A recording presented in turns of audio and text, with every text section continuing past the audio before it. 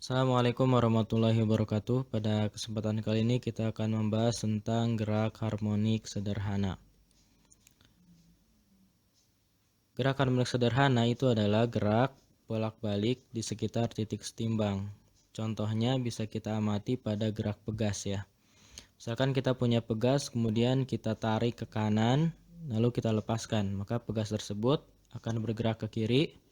Kemudian sampai di kiri sini mungkin berhenti di sini, kemudian dia balik lagi ke kanan dan bolak-balik.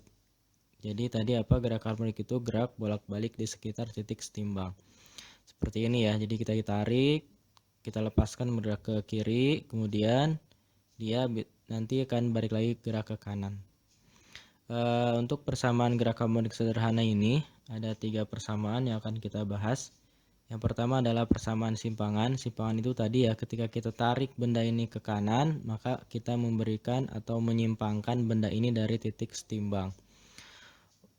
Persamaan simpangan ini X sama dengan A sin theta. A-nya ini adalah amplitudo atau simpangan maksimum. Theta ini adalah sudut fase. Dengan sudut fase itu rumusnya omega dikali T, sehingga persamaan simpangan itu X sama dengan A sin omega T. Jika di soalnya ada keterangan untuk kondisi awal, maka kita gunakan rumus yang ini ya. X sama dengan A sin omega T plus theta 0. Theta 0 ini adalah sudut fase awal. Tapi ini kita gunakan jika di soal ada keterangan tambahan kondisi awal dari pegas atau benda yang bergerak harmonik sederhana. Tapi kalau tidak ada, kita gunakan yang ini ya umumnya ya. Kemudian yang kedua adalah persamaan kecepatan getar, atau ini kita simbolkan dengan V. V ini adalah turun pertama dari simpangan atau dx per dt. Atau rumus jadinya itu V sama dengan A omega cos omega T.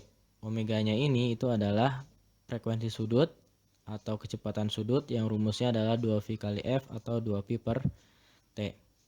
Kemudian untuk kecepatan maksimumnya itu sama dengan A omega.